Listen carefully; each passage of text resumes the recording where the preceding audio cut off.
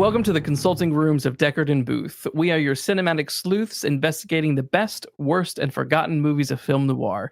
And today's case is none other than Who Framed Roger Rabbit from 1988, starring Bob Hoskins, Charlie Fleischer, Christopher Lloyd, Joanna Cassidy, amongst others. The log line for Who Framed Roger Rabbit is when a cartoon rabbit is accused of murder, he enlists the help of a burnt-out private investigator to help prove his innocence. Welcome, Matthew. Hi, Luke. What a tagline that is. This film was a moment in cinematic history, wasn't it?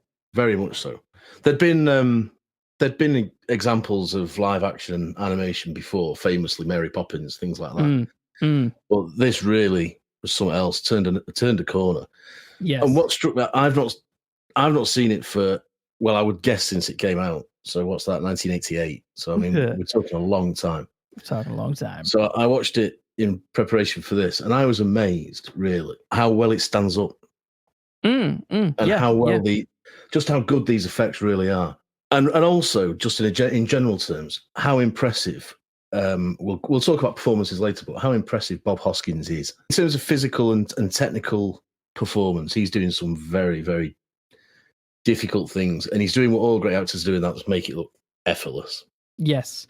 So for those who don't know, Who Framed Roger Rabbit was directed by Robert Zemeckis. Robert Zemeckis is most widely known for doing the Back to the Future movies. Of course, he's done others like Forrest Gump and Castaway and many others.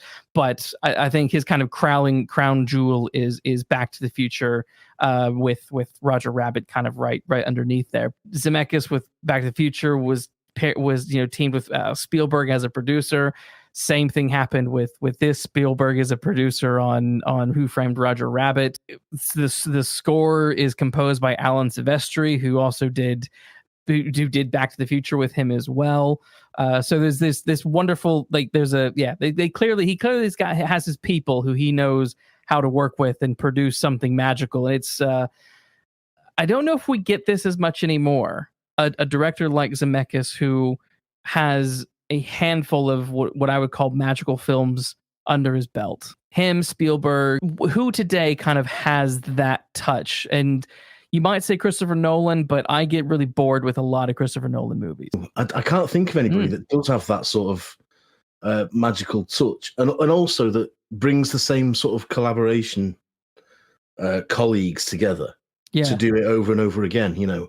Yeah. I mean, Spielberg throughout the 80s and 90s, Spielberg was the wizard of Hollywood, as far as I'm concerned, in that, you know, he produced so much of the stuff that people's childhoods were based around. You can tell that he's had an active hand in this.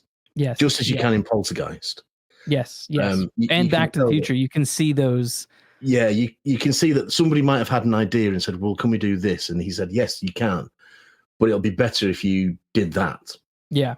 And they go with his suggestion, and it's blown out of the water. Yeah. Same with Goonies. He was the producer of Goonies, and Richard Donner directed. Yeah, that's another great example. And it's just somehow they've got in their DNA, they've got the ability to know what will click and what will make something work. So, but I can't think of anybody that does it now.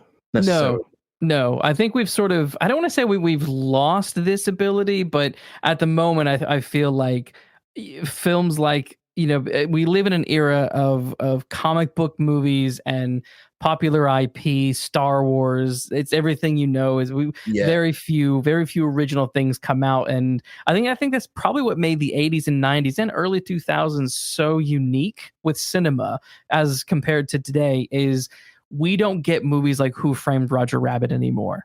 I mean, we didn't really get it after it came out, but we really, really don't get it now. And I think part of it seems to me that people are frightened of taking a risk these days, which is why you get constant superhero movies and Star Wars movies, when really, for me, those franchises are dead. I mean, at the time, this was a bit of a risk to take. People have not done film like this for decades. And it changed the way that animation was done, I think, but that mix of animation and live action wasn't done. No. So it's interesting. We talk about, like, if we think about cost, this film, the budget was 50.5 million. That's a lot.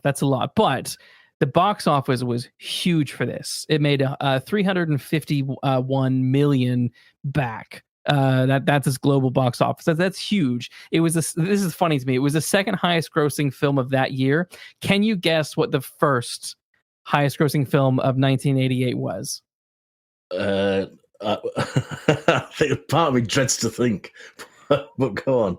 It's okay. This to me epitomizes like the wide range of cinema and good quality cinema from the 80s. The top one was Rain Man, starring Tom Cruise and Dustin Hoffman. I knew you were going to say that. I wish I'd said it now. I thought you were going to throw me a curveball and say it was something like Halloween 6 or something awful. No. But if we think about that, like, you know, it's a good point. That Rain Man being what it is. So the diversity of cinematic choices you had what essentially is a very serious drama, but also a buddy movie, and then a crime film about a rabbit. It's fabulous. It is. It's fabulous. I found that just so bizarre, and again, like you think I compare it to today, and I think about films today, and I'm like, man, like the highest grossing movies are going to be things like this year's probably be something like Dune, and there'll probably be some Marvel movie, and I'm just like, imagine a day where a movie with a cartoon rabbit was the second highest, a period noir movie with a cartoon rabbit was the second highest grossing movie. It's one of those films where it's a bit like Jaws in a sense, and bear with me when I say this. That if you write it down on paper and give it to a producer, you can understand the producer saying, "I don't think so. Do you? We want this big, massive shark to jump out of the water onto a boat, and we want to do a Maltese Falcon ripoff with a rabbit." Yeah, I mean, they don't spell success, do they? They don't have that immediate whiff of cinema gold. Yeah, and yet what you've got is a film that, by taking that risk, what you've got is a film that has made history. Yeah, and it's a film that is still. I mean, some of those mid-80s films, they do, they've aged badly, but this hasn't aged very much at all, in my view. And it does something that I always think films like this, if they're gonna have staying power and they're gonna be a success, they have to do. And it's a bit like the Batman TV series, where there's something for the kids, but there's an equal amount, and I think that's important, for the adults. Yeah, and I'm amazed that this got the certificate it did, to be quite frank, because you forget how some of the there's a lot of adult stuff in this. There is a lot of adult stuff in this There's a lot of it. Jeez, this was a PG in the States. I cannot imagine this being a PG today. But then back in the day, like I'm pretty sure Jaws was a PG. Jaws was PG. Yeah. Indiana Jones movies were PG. Star Wars was PG. Planet of the Apes was PG. For Roger Rabbit to be a PG, I mean, it's when you think about like the seductiveness of Jessica Rabbit and some of the other stuff that happens along the way, some of the innuendo, it's really quite surprising what was allowed to be PG just 34 35 years ago, 30 odd years ago, yeah, versus today, because I mean nowadays things are so, and I kind of joke about this because obviously I have a kid, and I'm like, she can watch RoboCop, I don't care when she's 5, 6, 7, doesn't bother me if she wants to watch it. And I think it's because I grew up in that 90s era where it's, kids are interested in this stuff that's just a little bit above them. That's a little bit scary. It's a little bit violent, but it's fake, but you want to engage with it. And it's sort of, in my opinion, I think it can help kids mature. So yeah. I don't see this film as like I can imagine someone being like, this film is very problematic.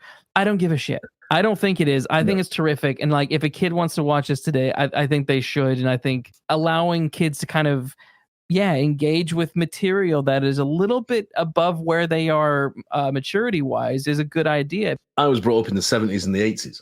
So I'm even more immune to it than you, because my mum was and is a great horror film fan. So when I was 6 and 7, I was watching Halloween and The Omen and I Spit on Your Grave, God's sake. Yeah. So if you're talking about watching things above your sort of age pay grade, I definitely was. I agree. You've got to sort of push kids, and you've got to say, this isn't just a lot of explosions and gunfights. Yeah, because it shouldn't be about just explosions and gunfights. No. You've got to have those moments of coming down where people talk to each other and have relationships with each other and have conflict with each other to make those fistfights work. But I think on Roger Rabbit, another good point about it, and again, this is clever filmmaking. A lot of the stuff that, as an adult, you go, how have they got away with that, is done, if not subtly, then very quickly, and they don't dwell on it. Exactly. That's exactly it. A child's attention is just going to pass over that. But when you're an adult, you see it, and you do sort of wide-eyed to your wife or your husband and say, really? Yeah. And that's why it's satisfying for adults and kids. I think it's so well done. Let's talk about behind the camera, the stuff that had to happen to get this movie made. So Disney bought the rights. So this was a book called Who Censored Roger Rabbit. Have you ever read the book? It's by a guy named Gary K. Wolfe. I've never read the book, but the research that I've done for today suggests that it is absolutely insane. Yes, and starkly different. And markedly different from the film. So the book from my understanding is that it's set in the 80s. It came out in the 80s. It's set in the 80s, and instead of dealing with like cartoon characters, it's more dealing with like comic book strip characters. It's a comic, Roger Rabbit's a comic strip. Yes, and so there's I believe there's cameos from all sorts of people like Dick Tracy and people kind of like that. And basically the general plot, as I understand, is it's basically about Roger Rabbit. Roger Rabbit is the one who gets killed, and cartoon characters have this ability to create doubles of themselves to do the risky stunts. Doppelgangers. Doppelgangers, and he creates a doppelganger that survives up to 2 days. And so Eddie Valiant is working with Roger's double to basically solve this murder of the original article. So it's very starkly different. Like there's it's nothing. There's a genie in a bottle. Basically, there's all sorts of weird stuff in the book. It's it's nothing. It really is nothing quite like this. But yeah, so Disney bought those rights. And it's interesting because Zemeckis initially offered to direct the movie in 1982, and Disney told him no.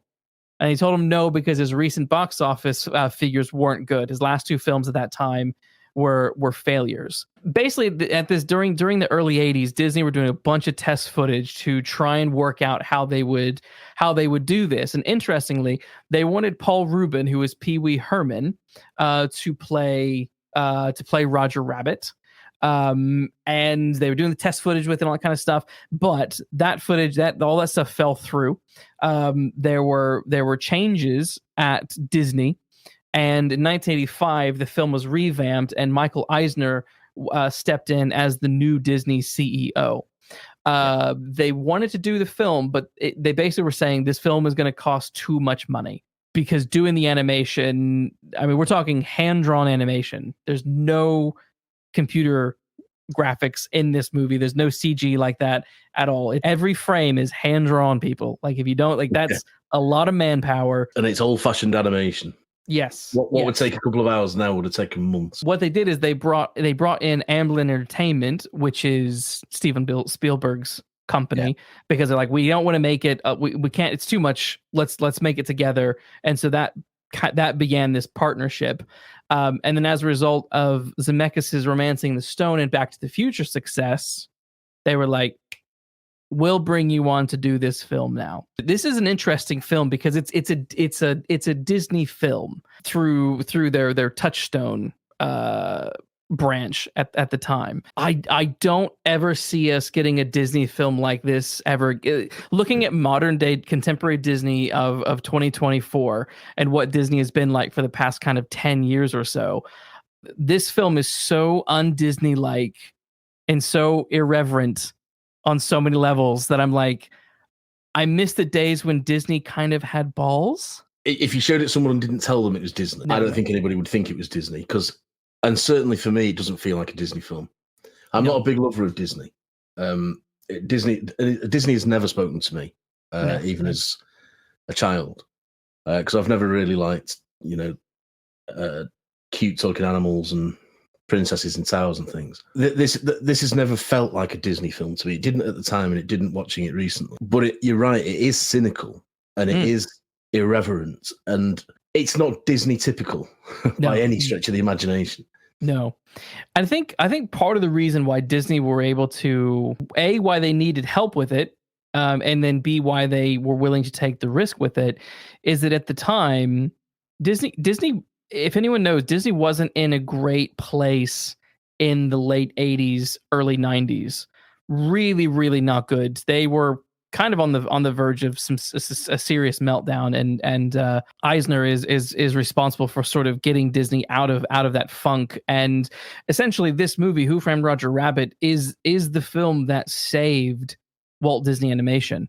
One of their chairmen said that this hybrid live action is literally going to save the Walt Disney feature animation branch, because they weren't producing anything that was a hit. Nothing was sweeping the nation. And then, of course, not long after Who Framed Roger Rabbit, but this film reinvigorated the interest in animated movies. So then you get things like Beauty and the Beast, Aladdin, stuff like that. I think the very next one Disney did after this was The Little Mermaid. And they learned a lot from the animation techniques that were done on this. Yeah. To up their game, because they'd started to look very old-fashioned. Yes. Disney animation started to look very old-fashioned. Yeah. And then they'd had all those terrible films like, the Shaggy Dog DA and all that business.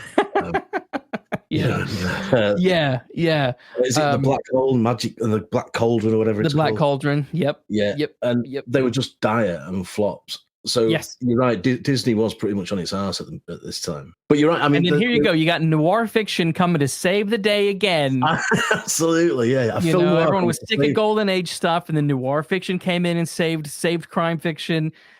Here it is, saving Disney. Like, come on. I mean, a film noir about a cynical PI with a pretty tragic backstory saves the kids' animation studio. Exactly. You couldn't write that. No, I love it. I love it. The other thing that was really fun about this and interesting, though, is that this movie contains not just Disney characters, but WB characters and a whole bunch of others. So Steven Spielberg, part of his job was to convince places like Warner Brothers, Fleischer Studios, Harvey Comics, Felix the Cat Productions, a whole bunch of places to get them to basically lend their characters to these movies. Now, there was tension between Disney and Warner Brothers, because you have Disney, who has your Mickey Mouse and all that kind of stuff, and then you have Warner Brothers, who has your Bugs Bunny, your Daffy Duck, and things like that.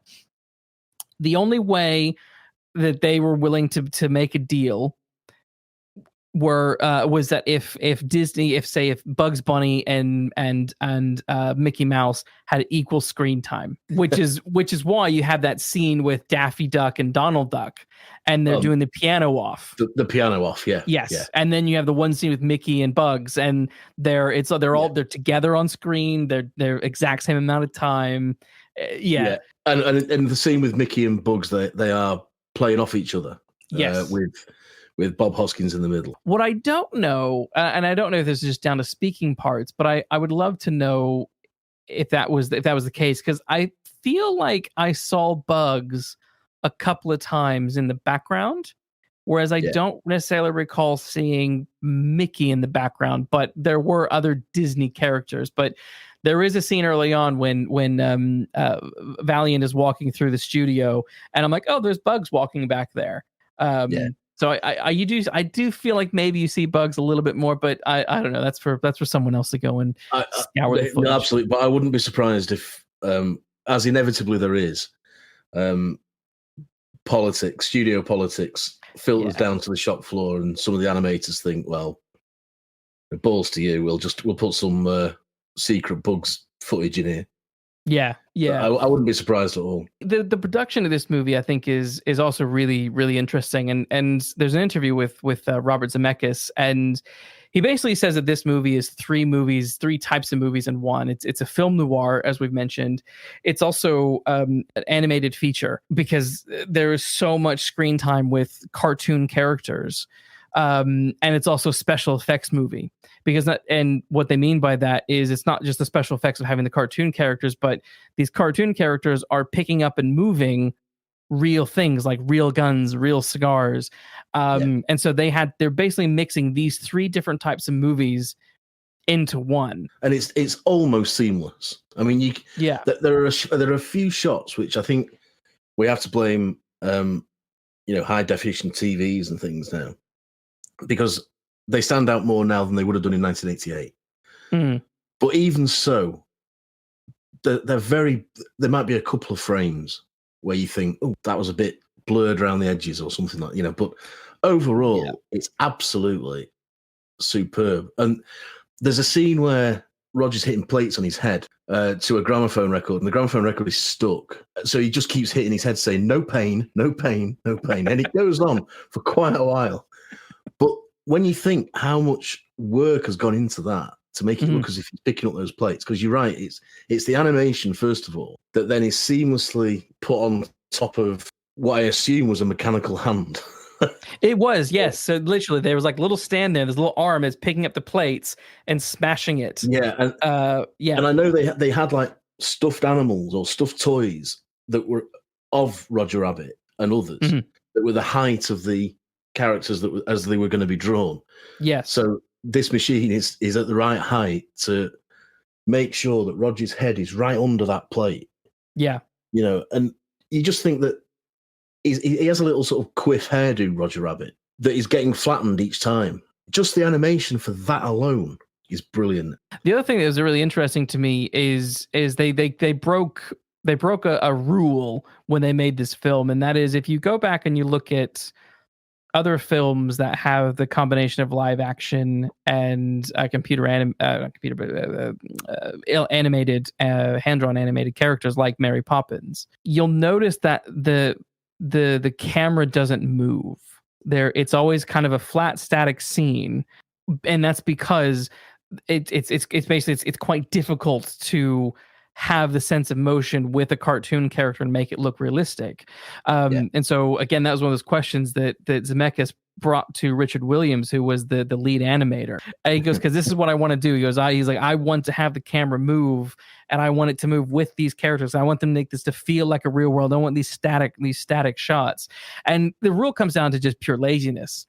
And we say pure laziness, but it's because if you look at Roger Rabbit, it's a hell of a lot of work, which is why it's like keep it stagnant and carry on from that. That is one of the things that Zemeckis did. He wanted to, as you say, have the camera move, and maybe it was laziness, but like you say, it was a lot of hard work as well. But I suspect there was also a financial aspect to it, because prior to Roger Rabbit, maybe people didn't want to spend the money, but they did on Roger Rabbit. They spent a lot of money on Roger Rabbit. Yeah. But one of the other things they did was, so it was the time and the money to make it look as good as it does.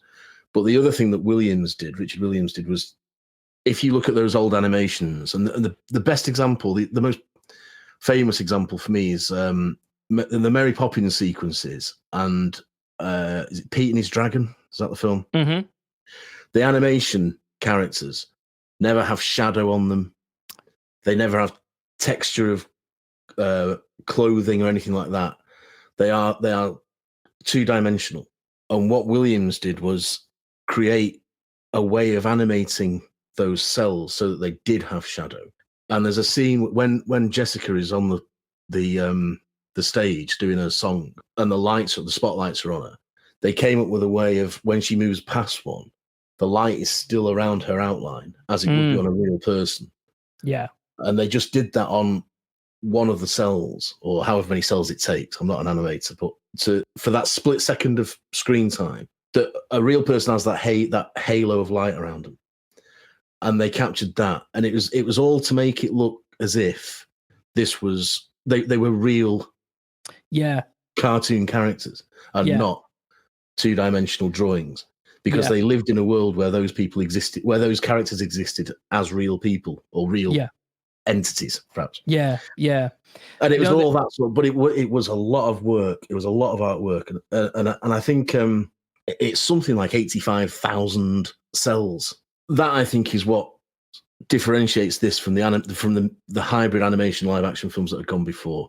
It was that dedication to making them look, making them look realistic, and that meant the camera moving around them, and like I say, this shadowing and that level of detail are things that you sort of take for granted when you're having such a good time in a film like this, but I don't think should ever be overlooked.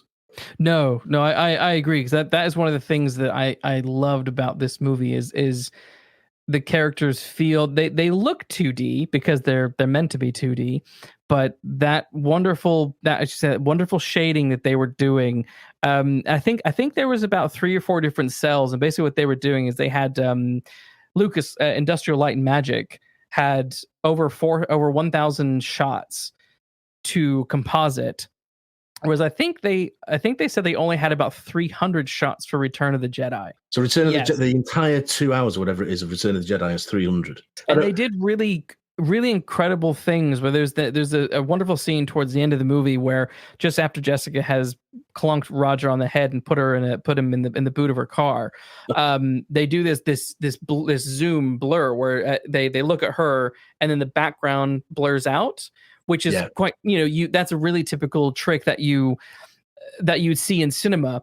But what they're thinking was, at the time, was, okay, if this is a real person, what would this shot look like? If that doesn't blur because the focus is on her, the audience are going to feel like something isn't real. And so again, they went that extra mile to make sure that those sorts of things happen, so that it added so much weight, I think, to this world. To give an idea of the scale, when Hoskins is walking through the Maroon Cartoon Studios, again, it's one of those, it looks so simple, but it's not. It's extremely complex. And that was 180 individual elements. And when it was assembled with film pieces, it was 8 feet tall. And yet it pays off. It pays off in spades because it looks so good and it looks so convincing. And the detail in there is so atmospheric and encompassing. Yeah. That you really, you do take it for granted because you're meant to take it for granted. You're not meant to think about it. That's what I think about this film. You're not meant to say, this is a cartoon. Yeah.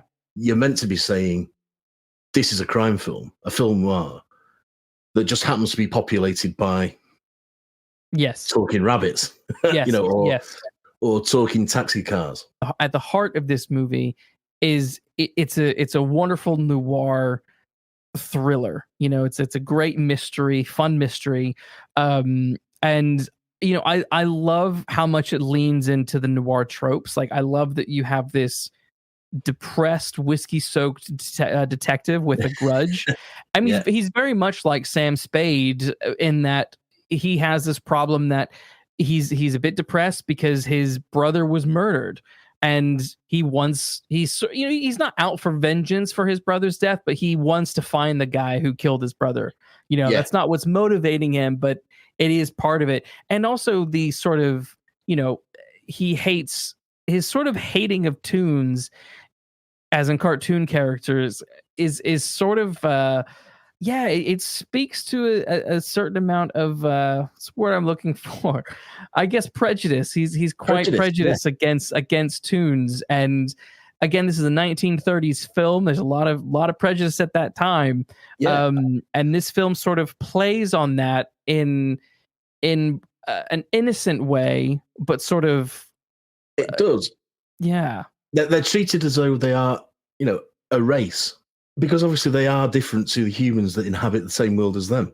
Yes. So they are of a different class, certainly, but they are of a different race. So there is an element of Valiant being racist towards them because one of them killed his brother. There's absolutely no doubt about that. And part of the journey of that character is that he starts to change his ways and come to not only respect them. Well, first of all, to protect them, then to respect them, and then to like them, And I mean, that's a pretty powerful character arc for any character, let alone for one in what is essentially a cartoon. I couldn't get away from the fact that Toontown is Chinatown. And just like J.J. Gittes can't go back to, or doesn't want to go back to Chinatown because something terrible happened to a loved one there. Yeah. That is the same as Eddie Valiant in this. You're not wrong. Toontown is the place that he needs to go to exercise his demons, but he hides away from them and drinks instead. No, it's true. It's one of those things. I mean, as I was watching the film, that actually didn't even dawn on me. But I think you're right. That is, and also in my kind of research on this film, like, it's interesting that I never spotted anyone talking about any sort of reference to or connection to Chinatown. So whether that's subliminal or I just haven't found that yet. But there is definitely a nod to be made there. I mean, I think there is, and it struck me. So I was almost hoping somebody would say, forget it, Eddie, it's Toontown. But maybe that would have been too much on the nose. I don't know. Probably. But yeah, and if they had said it, I was waiting for them to say it and hoping they would. But if they had, I'd probably have hated it because it would have been too much. But yes, that's just me. The other thing I like is again continuing with the tropes that they really really hit hard with, but do a really good job with is the femme fatale. I mean, just like a rabbit is the quintessential femme fatale. She's Valiant's girlfriend Dolores finds them in a compromising situation. You really have no idea if you can really trust her at any point in the film. She seems to sort of always be around when bad stuff is happening and always has an excuse as to why she's innocent. And you really, really don't know, if you can trust her. And you don't. The scene you talked about before where she hits Roger with the frying pan and it's revealed to be her, that does feel like a villain reveal. Yes. And that is what all great femme fatales are. You don't know until the end what side they're on and who they're playing and why. Yes. And she's so well written. And I love the fact she's voiced by Kathleen Turner. Yes. Not long after she did Body Heat and had sort of announced herself as the Lauren Bacall of her generation. But she's one of the all-time great femme fatales. Yeah. Oh my God. Yeah. I mean, some of her lines of dialogue have gone up, are some of the most iconic femme fatale pieces of dialogue out there. And I also love that because noir fiction really came into its own in Hollywood. The Raymond Chandlers, Shel Hammonds, all that kind of stuff is Californian based, sleazy, corrupt, businesses and moguls and stuff like that. And so I also love that this also leans heavily into that sleazy Hollywood, that sleazy producer, I love that. I think the fact that it is set in film studios, which was one of Chandler's great obsessions, that Hollywood thinks it's so glitzy and glamorous, but really it's shit to the core. Yes. And it is, yeah, and it is. And that seems that it's just a great film noir backdrop that just happens to have Dumbo appearing at the window of the studio executive.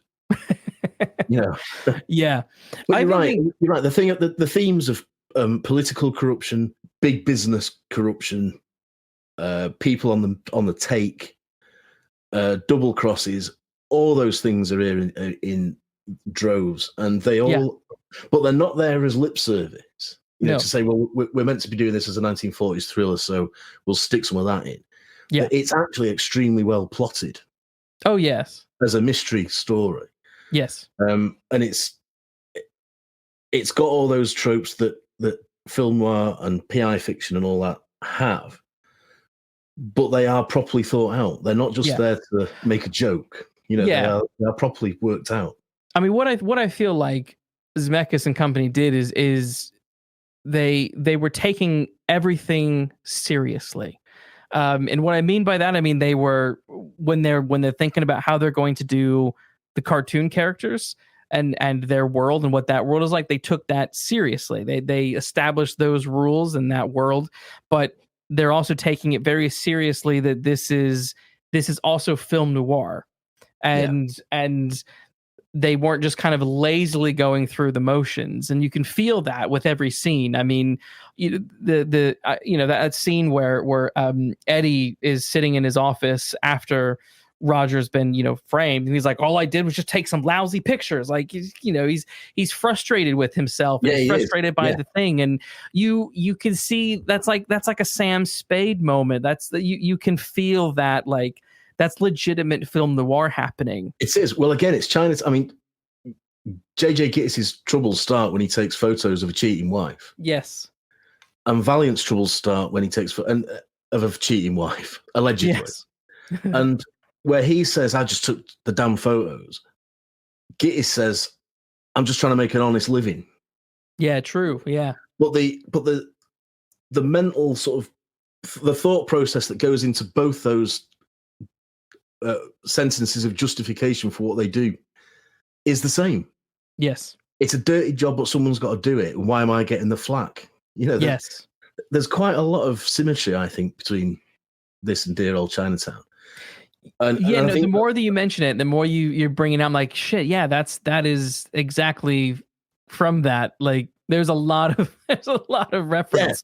Yeah. And I think it's testament to Zemeckis and the scriptwriters and probably Spielberg that they are taking it that seriously, that they take one of the best neo-noirs of the 70s and use it to inject some of that seriousness, because Chinatown is a very serious film. Yes. Some of that seriousness into this animated hybrid, because it needs both. It needs that so that the cartoon stuff doesn't become too ridiculous. Yes. So that when the laughs happen in the cartoon, they are proper belly laughs. Yes. Because immediately before that, you've been in a very serious film noir situation. I think it's intentional, and I think it's a testament to how seriously they did take this film. So I love Bob Hoskins as Eddie Valiant. I thought that was such good casting. And it's also interesting to know that to get him to have a sense of weight when he's like grabbing Roger Rabbit, they had him do miming courses so that he could actually play with that kind of stuff, which I thought was really, really cool. And my God, I mean, Hoskins really sold this role. You can tell with certain movies like this when the actor knows that they're looking at nothing. And absolutely. Hoskins, at no point in this movie do I look at him and think he's looking at nothing. He is looking at something that's not there, but it's there. And he sells it every stinking time. He sells it every time. And I'd say a sort of counter to that, he never overdoes it either. No. And I think a lesser performance would have overacted and tried to be a cartoon itself. Yes. But he plays this as straight as they come. And again, it's the sort of it's the sort of Mark Hamill type of, this world we're in is so outrageous that the only way to handle this is to play this as if I believe every word I'm saying. Hoskins does that absolutely without question. He gives everything. He commits to every single scene in this. Yes. Yeah. And it's a powerhouse performance. Yes. Oh, it is. It's. I just remember I really felt like the whole time I was watching, I was really, really in awe of his performance. Dude is amazing. I really like him. And there's very little that I don't like him in, even if it's in like crap movies like the Super Mario Brothers movie that he does a few years after this in 1993, where he plays Super Mario. But like he has a level of commitment that you can respect. And he was also he's in a British gangster film called The Long Good Friday. Yes.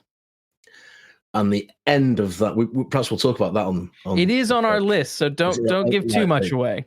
I won't. But the end, all I'll say is the end. The close up he has, his final close up where he goes through a range of emotions, is that's just a performance and a half. He's a great actor. He was, and very underrated. I think very underrated. Yeah, I was looking at his IMDb and I was like, I've seen him in loads of stuff, but as it's going through, I was like, man, I feel like you should have been bigger than what you were. Yeah. Like, I'd like to have seen him as Capone in The Untouchables, because there's a famous story of he was the first choice. Oh no, he was the backup, I think. And Brian De Palma said to him, I can't I want Robert De Niro, but he's sort of holding out whatever he was doing. So Hoskins didn't take any work so that he would be available at the drop of a hat. And when De Niro was cast, Brian De Palma sent Hoskins a very healthy check and said, "Thanks for your patience," or something similar like that. I've paraphrased that a bit, but that sort of. I think he'd have been brilliant as. I think he might have been better than De Niro as Capote. Yeah, maybe. The other thing that with Hoskins is he was who the X-Men artist. That's who he based Wolverine off of. Oh well, I can see that as well. I mean, there's a scene in this movie where he's sitting there with his shirt off, and he's just like, he's this short, stocky, hairy guy. He is literally Wolverine. Yeah, he'd been brilliant as Wolverine. And again, that scene where he's got no shirt on. What I like about this is they don't shy away from the fact that he's not a matinee idol. They don't have to be matinee idols, these private eyes. On the opposite, they are often, well, I think they should be often portrayed as those people who look a bit sleazy to do the job that they do. He's not a pretty boy. He's not a pretty boy at all. At all. And just to get this clear for people, so I don't get crap in comments and stuff like that, I meant Chris Claremont. Chris Claremont was the guy who wanted Bob Hoskins to play Wolverine. I just need to say that real quick so that no one comes at me. So sorry, I got the name wrong, but yeah. Anyway, no, I agree with the point remains the same. The point remains the same. It does. But no, I agree with you because even if you think about Jack Nicholson, like he's kind of a weird looking dude. Yeah. He's a weird looking dude, and he soared in Chinatown. Hopkins is he's just not your typical Hollywood handsome guy, but like dude's charismatic as hell, and you're behind him. He lives up to the name Valiant. He lives up to it. He does live up to it. Yeah, absolutely. And like I say, his journey is absolutely amazing, and it's a great journey for a PI to have. That not only the personal journey of I want to find out who killed my brother. And face my demons, which is a brilliant arc for a PI. But it is also that I mentioned before, the learning to accept the people that he's alienated himself from, or the section of society, we should say, because they're all rabbits and ducks and things, but that he's alienated himself from.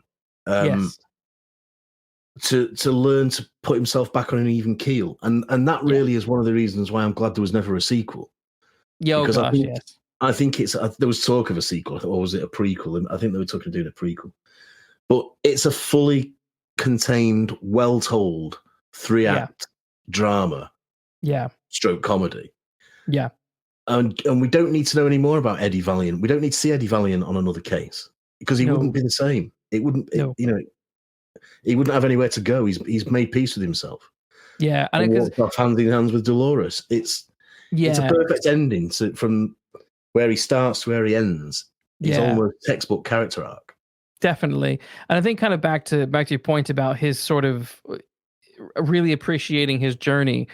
I love that scene, the downbeat scene of Valiant and Roger Rabbit sitting in the cinema. And he goes through and tells the story of what really happened to his brother and why he is prejudiced against tunes. And there's so much emotion coming off of both Hoskins and Roger. And I think the other thing, it was kind of a side thing to that, is the other thing that made this film really good was that you didn't just have someone off the side reading the animated characters' lines.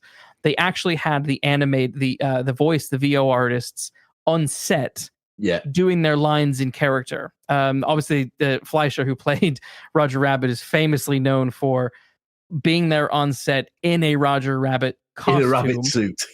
really, really doing it. But I think that also help this film with like the emotional connection between the characters, because when Roger is like, or when Valiant rather apologizes for pulling Roger's ears, and he's like, you mean it? All those times that you pulled my ears really hard, because you know that Valiant is doing it out of anger towards the tunes, not necessarily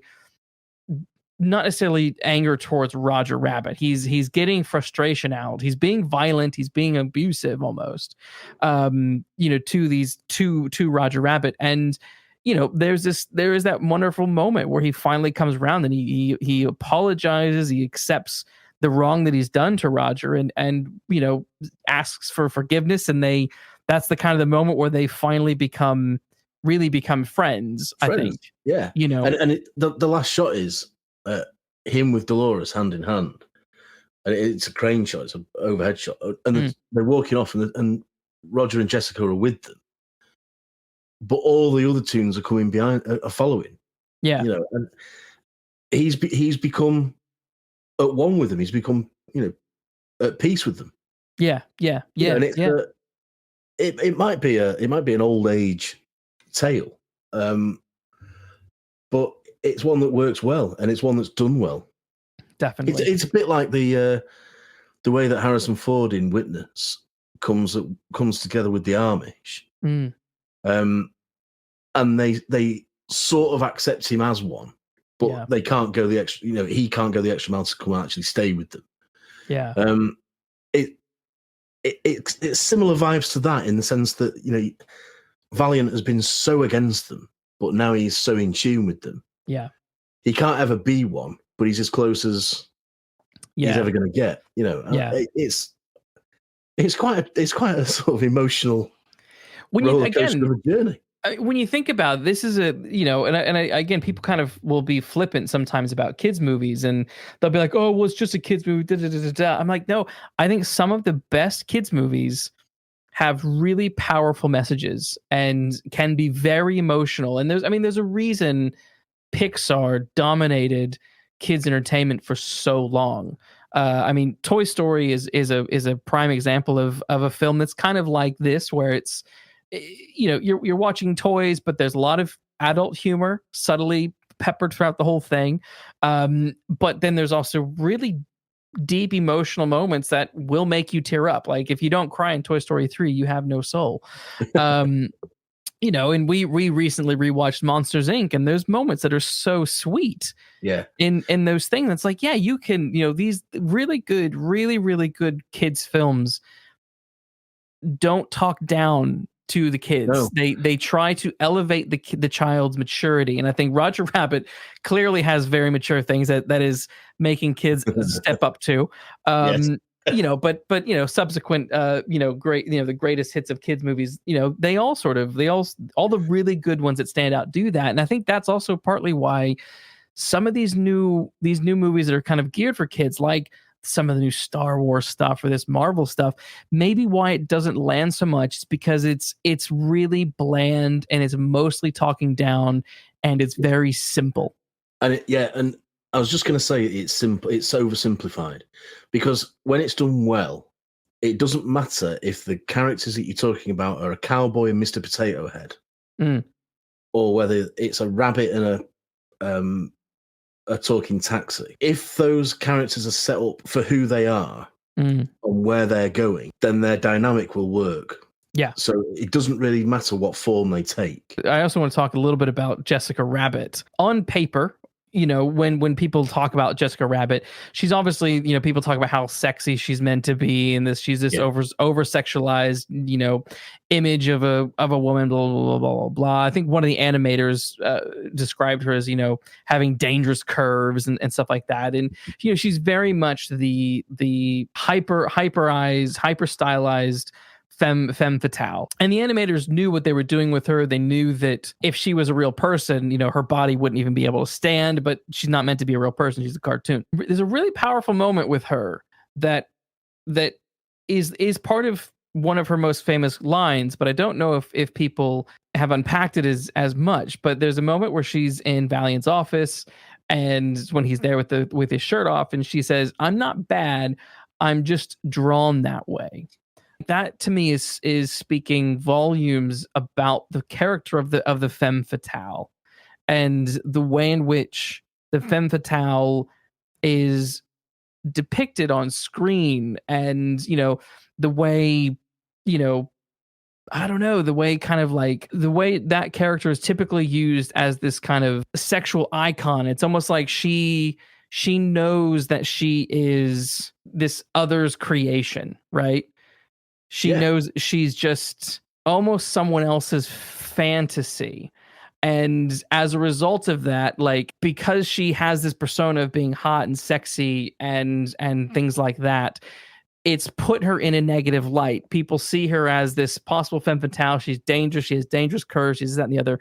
So therefore, she is seen negatively throughout the whole movie, when actually the whole time she is in love with Roger Rabbit. At no point is she doing anything out of, she's not actually malicious. She's not, in the traditional sense of the femme fatale, she isn't actually bad. She's not actually dangerous or deadly, which was the whole point. When the femme fatale was created, that was like their whole thing. And that was that sort of, that 1920s worry of, oh my gosh, women can vote, they're going to kill all the guys. That's kind of that's kind of where that they were rooted in. And I like that she plays with that, and I like that. I think that's why that line is so important. It's like, I'm not bad, I'm just drawn that way. It's just you are depicting me as bad, but internally I know that I'm not bad. Absolutely. And it's your fault for projecting that badness onto me. Incredible line. It's almost as if she, like you say, she acknowledges that she is drawn. She's also sort of drawn that way because that is what in the 1940s, that's what the femme fatale looked like. And Jessica's hair is very much a Veronica Lake homage. Yes. She's sort of Veronica. She looks like Veronica Lake and Rita Hayworth combined, but with Lauren Bacall's voice. Yes. Which again, just on a superficial level, is a brilliant throwback to the type of story and the type of movie that this is riffing. But you're right, there's much more depth to her, and everything she does is to help Roger and to save Roger, even if that means hitting him over the head with a frying pan. There's also a line later on where Valiant says to her, what do you see in him?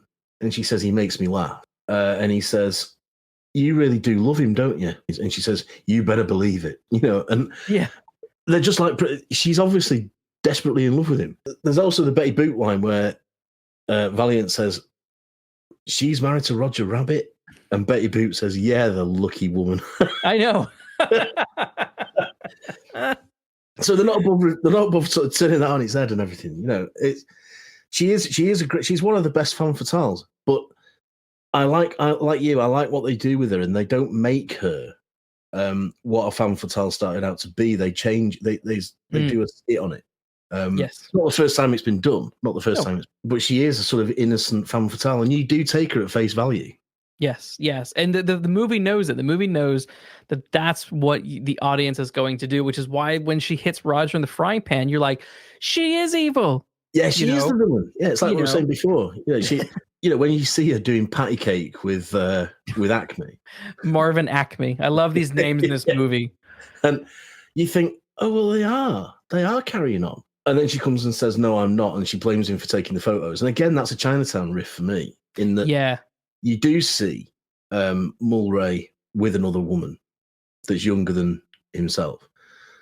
We've talked about this before, but what you see isn't what you get necessarily. There really is. This is the thing. It's like, again, we're talking about quintessentially, it's a kid's movie, but it is so layered and so rich with so much stuff. It is. Again, it's a testament to Zemeckis and his team, because there's just something so satisfying when it's a film of this caliber, and what I mean by that is like its target audience that just takes itself seriously and doesn't talk down and handles this material as with maturity. And I think that's the thing that I sometimes feel is missing in contemporary films, is that sense of maturity. And Roger Rabbit is off his nut this whole time, this whole movie.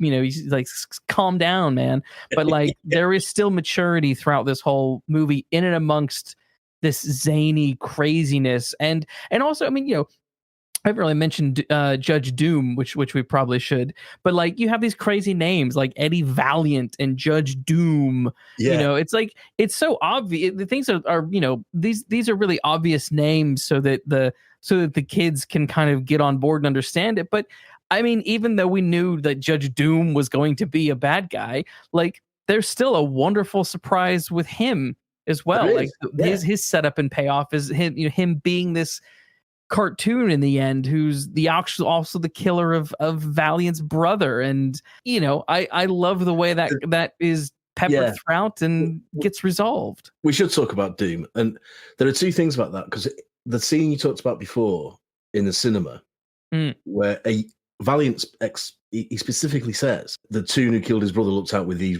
glowing red eyes, so that when Doom is revealed, that is paid off in spades. But I mentioned before how well plotted this film is as a mystery story. And there are clues to the truth about Doom all the way through. Yes. All the way through. His outrageously white teeth. Yes. You know, his glasses, more than once, and I'm not sure if it's all the way through, but more than once, his glasses are white, the lenses are white, even though there's no light like shining on, you know, so like cartoon glasses. Yeah. His cape and long coat, whatever it is, flaps in the wind, but there's no wind. Yes, you know, there's little clues like that all the way through. He at the end he slips on some marbles or eyeballs or whatever they are, and he's suspended in midair for a little while. You know, yes, and it's just they are daft clues. Yes, because the secret they're revealing or hinting at is a daft secret, but the way they're slotted in and the way they're thought out is, you know, mystery story magic. It's what all great mystery stories do. They feed you hints that lead to a very logical conclusion, and they can't lead to any other conclusion. And that's what this does. It's just that the conclusion isn't logical. It's just bonkers. But in terms of the construct of plotting a mystery, they work. They work as good, solid clues that you can pick up on if you're totally sharp enough, you know. I thought Christopher Lloyd was fantastic in this role as well. You know, I think you kind of everyone's sort of used to him being Doc Brown, but I do think that he can play some really pretty good villains. I mean, I remember as a kid finding it hard to sort of dissociate Doc Brown with his role in Star Trek 3, the Search for Spock, where he plays the Klingon villain like Kurge or something like that. I think his name is. Because I was like, that's Doc Brown. I was like, he's meant to be funny, but you know, once I grew up and got older, and you go back and you rewatch that movie, like, actually, no, he's actually he's a really good villain. He can play villains. Lloyd can play villains really well, whether it's kind of hyper cartoon villains or, you know, nasty Klingons. So I think he did a really good job with this. I don't know, what's your take on his job as Judge? I think he's fabulous in it. And when you look at the people who were also considered, you realize just how good he is, I think, because whilst all these people are arguably very good themselves, they wouldn't have been a patch. So, I mean, Christopher Lee was up for it. John Cleese was up for it, for God's sake. Tim Curry was up for it. Now, Tim Curry would have been interested. He probably could have been on par. He could have been on par. Yeah, he was a bit like his Batman animated series Joker. He was not I think he was fired from that for the same reason, but he was deemed too scary. Yes, bizarrely, not bizarrely, quite understandably, John Cleese was not scary enough. Yes, that's exactly it. You know, Lloyd, I think he's absolutely pitch perfect in the middle of both of those interpretations. I think he's suitably creepy and then becomes all out terrifying at the end. But I think Lloyd's performance is, I mean, one of the earliest things I saw in him was One Flew Over the Cuckoo's Nest, and I probably saw that before I saw Back to the Future. And he's absolutely he's brilliant in that. You know, as a wide-eyed, sort of on the edge, nervous mental patient. He's brilliant in that. And he brings some of that to Doom. He brings some of that wicked, wide-eyed. He brings it to Doc Brown, but to comic effect, to sort of avuncular effect, I suppose. But in Doom, he's out and out terrifying. You know, but I think him and Hoskins were perfect casting. In Spielberg's original choice for Hoskins was Harrison Ford, and I think that would have been disastrous, quite frankly. Interesting, because I also read, I think Zemeckis wanted. Well, are you going to say Bill Murray? Yeah, he wanted Bill Murray. And they couldn't get hold of him. Yeah, they couldn't get a hold of him. And as the legend goes, Bill Murray saw this in Bill Murray had vanished and screamed at the top of his lungs because he would have taken that role. In an alternate reality, Bill Murray as Valiant and Tim Curry as Doom would have worked extremely well. Yeah. Yes. But I am not sorry with the ones that we got. No. And I wouldn't have liked to have seen Harrison Ford and Christopher Lee. No. Certainly not Harrison Ford and John Cleese. That would have been horrendous. Again, kind of back to the idea of like where it's kind of this mature stuff is when Judge Doom is killed and all the cartoon characters are standing around his melted body, and Sylvester the cat from Sylvester and Tweety, he calls him a puss. It's happened so quick, and then they move on really quickly to something else, and I'm just like, there's so many times that these lovable cartoon characters are saying and doing things that they wouldn't do and say properly in their respective shows. You're right, it is done very quickly, and it comes on the back of Bugs Bunny says, well, he wasn't a rabbit. Donald Duck says, well, he wasn't a duck. Yes, yes. Mickey Mouse says he wasn't a mouse, and Sylvester says very quickly he wasn't a puff. Oh God, we'll never. I don't think we'll ever see a film like this, because it's the idea of Disney partnering up with some other studio to let characters mix and match. We live in an era where there's just too much clash, and I don't think we will ever get this level of cleverness. Because I don't think studios would be kind enough to like have put together a good enough deal that would make sense, or the enthusiasm to take something like this as seriously as you have to take it, to make it work. But I don't think people would have the guts to do it now. I think we've kind of covered a lot of what we liked in this movie. There's really nothing else that I think I can really add to that. But I just love the general. I love the way they blend this seedy noir world with these children's cartoons and make them both work in this hyper universe. I absolutely love that. That's one of my main things I liked about this movie, amongst all the other stuff that I mentioned. And that is personified for me in there's one bit where, it's a recurring joke really, where someone's dropped a safe on someone's head, and at the crime scene there's the white chalk of the arm Acme's head, and there's no head. Is there anything you dislike? No, I don't think there is really. Can't pull this apart really.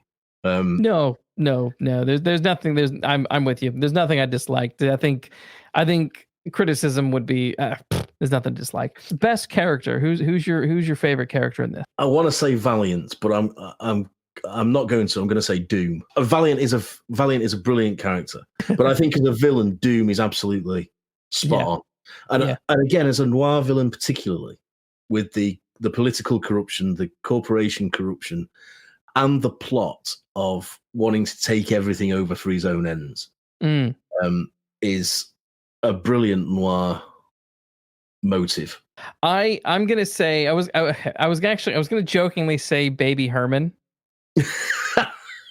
because when he's not being a baby and he's being a 50-year-old sleaze bucket, I find him so funny. He can be an honorable mention, but my main favorite character, I'm gonna go with Valiant. I think it's because Bob Hoskins just sold this role to such a degree, and I think the way that he made it look, that the way that he was making things that weren't there feel like they were there, and at no point did I ever I wouldn't want anyone listening to think that I don't acknowledge all that. Sure, I don't think there's a character in this movie that I would say is a bad character.